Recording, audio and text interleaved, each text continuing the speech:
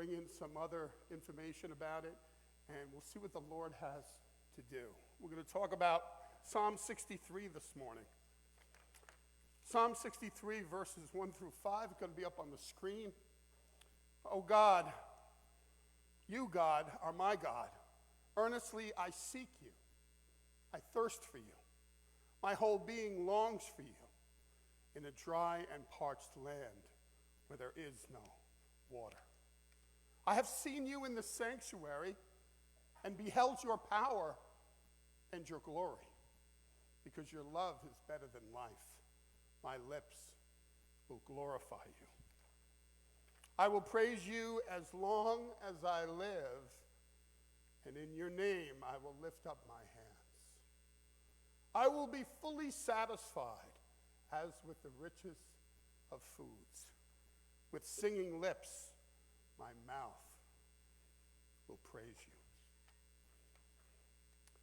Vivian lived her life in obscurity.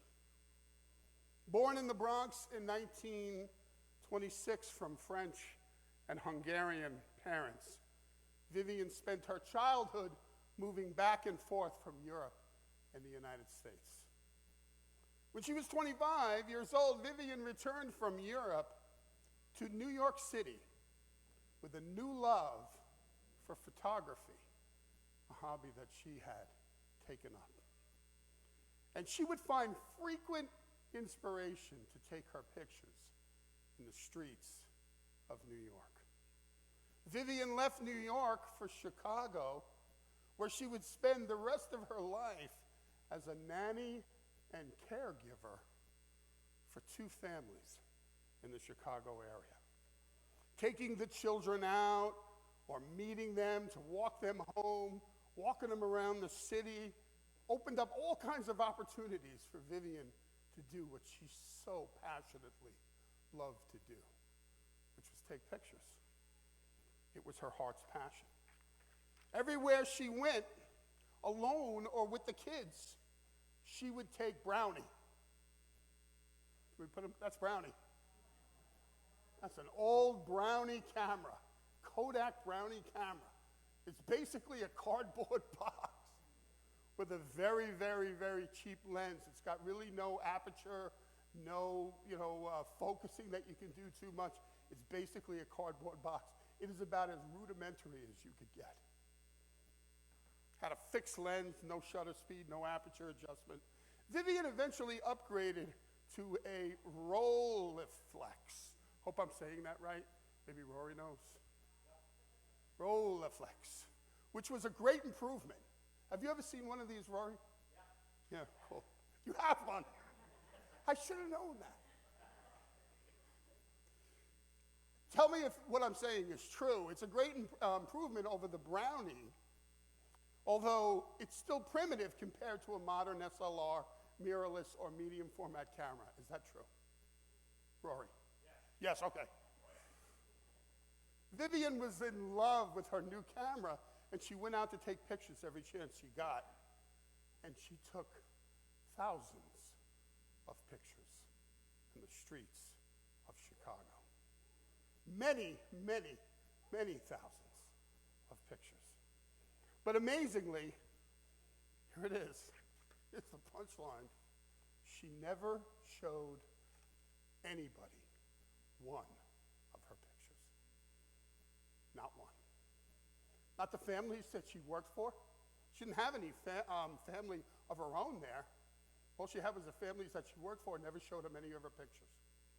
Not even the children that she took around never showed anybody any of her pictures, and she took pictures for years.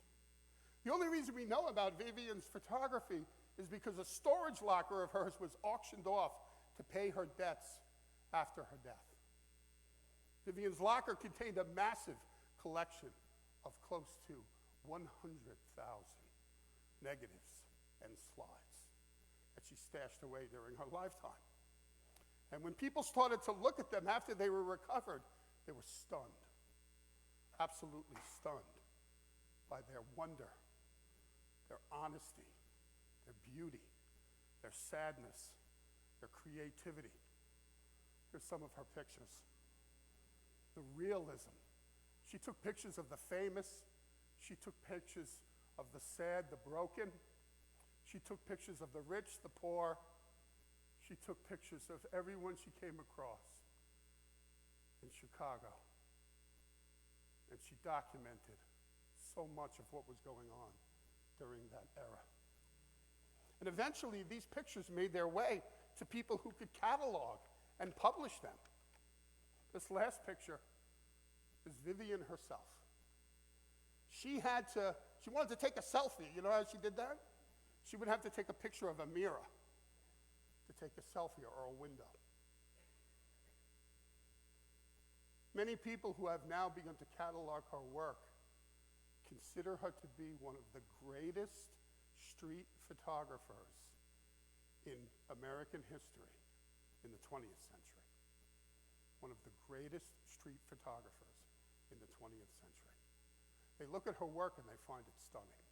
And as you can see, it's really quite amazing. And that's a small sampling. The last photo, as I said, was Vivian for herself. She would occasionally take a selfie, but she was really extremely humble. Her stunning catalog has been published on a website, along with several books, and there's even a movie in the works. But why do you think she never showed her pictures to anyone? Why do you think? Nobody really knows, right? Because Vivian's no longer with us. But apparently, her love for her art existed in the core of her being, and to her, that was enough. It was enough. The passion she felt in giving herself to what she loved to do was all that was needed.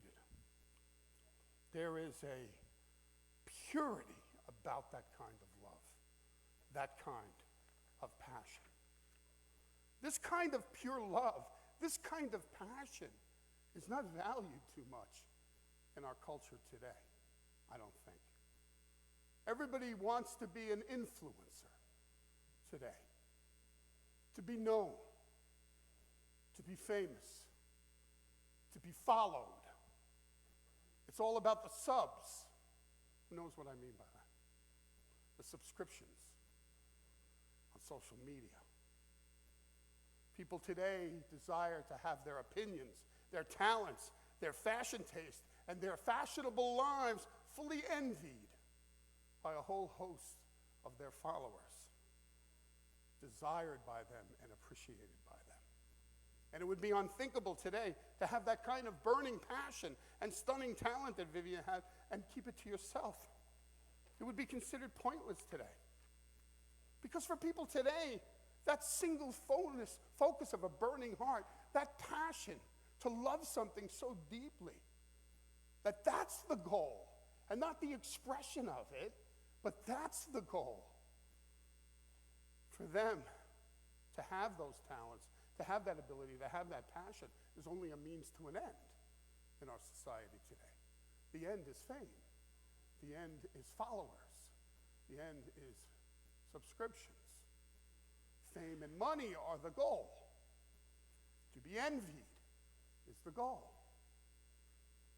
And honestly, this is not really authentic living. We are created to be a people of a burning passion. So it's no surprise that somebody like Vivian would do that. There's probably a lot of other people who do things like that.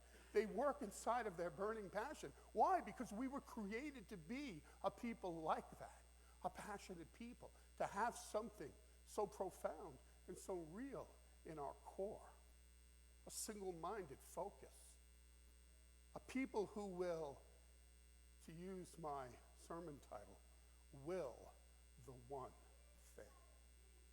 The title of my sermon comes from a Soren Kierkegaard book that speaks to the purity of heart. And it is entitled, Purity of Heart is to Will the One Thing. This to Kierkegaard was a philosophical understanding of the authentic life. It's authentic to live in passion this kind of passionate life. But if you're always making your choices based on what other people think about you, based on what you're going to get out of it, based on how people are going to perceive you, whether or not they're going to envy you, that's not an authentic life to Kierkegaard. He understood that a life that is lived in passion, even if nobody really even knows about it, is authentic and meaningful. There is a purity of passion in the heart of the person who can will the one thing. In our passage this morning from Psalm 63, King David is fleeing his son Absalom. That's the background of Psalm 63. And if you don't know the story, Absalom, David's son, rose up to take his kingdom away from him. He convinced everybody that David should not be king any longer. He raised up his own army to come against David. And at one point, he was almost successful, and David had to flee. And David fled. Absalom conspired against him to take his throne. His own son conspired against him to take his throne. Turned many people against him. And David was on the run. Almost sounds like a modern soap opera, doesn't it? Like some kind of TV show where the son is going to come and take everything from the father. It's like you watch something like that and you're going, oh man, that's nasty, right? But here it is in the Bible. Absalom trying to take David's throne. How would you feel if your own child conspired against you to take away what you had? I mean, it's like the ultimate betrayal. How would you react to it? Now, this is an important question. I want you to listen. Would you be angry with God if that happened? Would you say, God, how can you let this happen to me? Would you ask that question? There's a way of thinking in the modern church, and I'm just not talking about our church, but the modern church, I've heard it many times, where people say, well, it's okay to be mad at God. Personally, I'm not so sure that that's true. Consider David here in Psalm 63. When his son was conspiring against him, what did he do? Did he say, God, I'm mad at you. How could you let this happen? How could you do this? Putting God in the dock, as C.S. Lewis said. But in the first verse of Psalm 63, what does David say? He says, you, God, are my God. Earnestly I seek you. I thirst for you. My whole being longs for you in a dry and parched land where there is no water. David's immediate reaction is to say, God, I seek you. I search for you. You are my God. My whole being longs for you. Not one word about Absalom and what he's doing. Not one word about the betrayal. Not one word about him being angry. God, I seek you. I love you. So a life that's lived in this kind of core passion, the very first thing we can say about it is when the tough times come, when the difficulty comes, when things you don't understand come, the first thing a person who lives with God in their core is going to do is going to go to the Lord and say, I thirst for you. I long for you. You are my God. And if God is not in the center and he's not in the core and you don't have the ability to do that, then I suggest you go and make God the center and the core of your life. The one who is more important than anything. The one who satisfies you above all else. The one who you love more than anyone else. Have that passion for Jesus in the center of your being. David's reaction in the face of betrayal and hardship is to go back to the center. His passion, his love, and his heart, my whole being longs for you, he says. Now, 2 weeks ago, we spoke about the trail, the journey of the Christian. I hope you remember that if you were here. And I ended that sermon with a challenge for you to make God the one who satisfies you above all things. See, King David had already done this. That was already in place. It wasn't something he was looking to do. So when the tough times come, he could immediately react by saying, God, you are my God. Earnestly I seek you. That was his immediate reaction, he didn't even have to think about it. God was the one thing. The thing he willed more than anything else. The thing he loved more than anything else. The passion at the core of his being. That's where it abided. The Lord was the king's passion. The first thing, as I said, that marks a person who has God at the center, is that they will immediately go to him when things become difficult. Not away from him. Earnestly I long for you. The next thing that marks the life of someone, a person who has God at the center, is that their response to difficulty is going to be worship. The first thing is they go to the Lord. I desire you. I seek you. I want you. The second thing the person does when times get tough and they've got God at the center is they immediately begin to worship. Here are the words of David. Because your love is better than life, my lips will glorify you. I will praise you as long as I live. And in your name, I will lift up my hands. Can you imagine having a life like that? You can. You can have God at your core where you say, Lord, I lift you up and I praise you, even in the midst of struggle and difficulty and loss and hardship and pain. If God is the one who satisfies you above all else, then he will satisfy you always. In good times and in bad times, in happy times, in difficult times and easy ones. We ended our discussion last week with a prayer from Psalm 90. And I want you to look at this. This is really kind of interesting.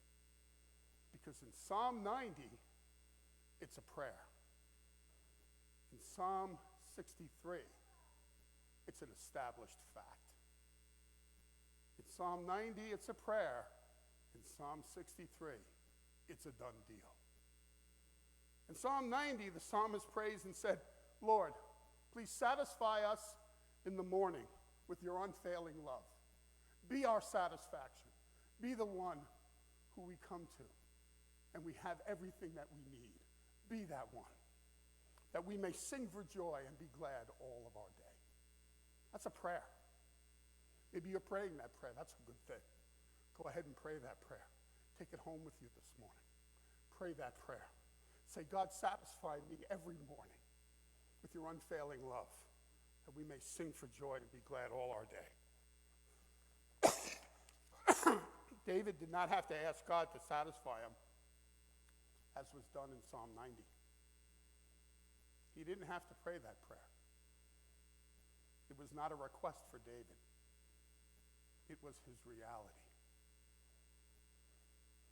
He goes on, he says, next slide, I will be fully satisfied as with the richest of foods. With singing lips, my mouth will praise you. I will be fully satisfied. David didn't have to wonder if that was going to happen. He knew it was going to happen. Why do you think that is? Because he's been there before. God is his satisfaction. And when he goes to him, he knows that God will be there in the core of his being to satisfy him, to be the one that loves him, the one that cares for him. It was David's reality. Is it yours? David knew, despite his circumstance, that he would find his full satisfaction in God. He knew this because he loved God with his whole heart. And that's our third takeaway this morning. If you make loving God the one thing that you will the one thing, loving God, have that focus. Love him with all of your heart, as Jesus said. Love the Lord your God with all your heart, all your soul, all your mind, all your strength. If you make loving God the one thing above all else, then he will satisfy you. And that deep sense of satisfaction will follow you like it did David all of your days. It won't won't be a question about it. Like Vivian Mayer is her last name. You will find that place of meaning in the core. The Christian finds that in Jesus. And you will find peace. You will be secure. You will have joy. You will find love. For your heart will be pure. And Jesus said, blessed are the pure in heart, for theirs is the kingdom. Amen? Let's stand this morning for our final hymn.